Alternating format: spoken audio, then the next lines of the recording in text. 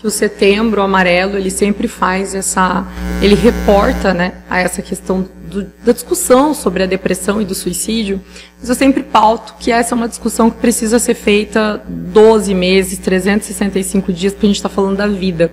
Por isso, uma campanha criada Sua Vida Importa. Felizmente, né, os direitos humanos, a gente consegue estar próximo dessa ponta.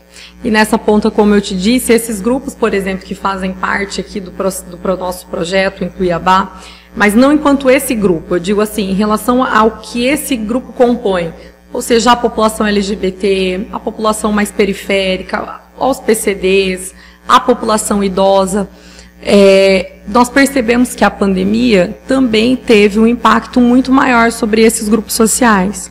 Então, por exemplo, com relação à pessoa idosa, a pessoa idosa, que já é um grupo no Brasil que é mais acometido pela depressão e, por incrível que pareça, o próprio suicídio, nessa pandemia esse quantitativo se amplia.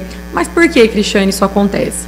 Simples, o idoso, ele já estava num processo de isolamento que não era o isolamento social da pandemia, era o isolamento do ser idoso, onde ele começa ali aquele processo de um maior afastamento, né, da convivência entre os pares. Quantos idosos hoje não estão nas casas de asilo, né, justamente porque perderam esse processo de socialização com a família. E com a pandemia, esse isolamento ele se torna algo obrigatório. Esse idoso ele vai precisar estar mais afastado do processo. Então, esse idoso que já vem aí com processo de depressão, que já vem passando por uma série de outros... A própria vida desse idoso, quando ele aposenta ou se ele não se aposenta, a dificuldade para a entrada no mercado de trabalho, tudo isso acentua e com a pandemia, isso piora um pouco mais. A pandemia, ela acentua aquilo que no Brasil já era um grande problema. Então, nós temos o Brasil, eu sempre falo, assim, é triste os nossos recordes, sabe? E esse é mais um deles, né? Nós estamos na 2ª posição hoje como país com o maior índice de depressão do mundo. Nós estamos em 1º no ranking de ansiedade e quando se remete ao suicídio, nós somos o 8º.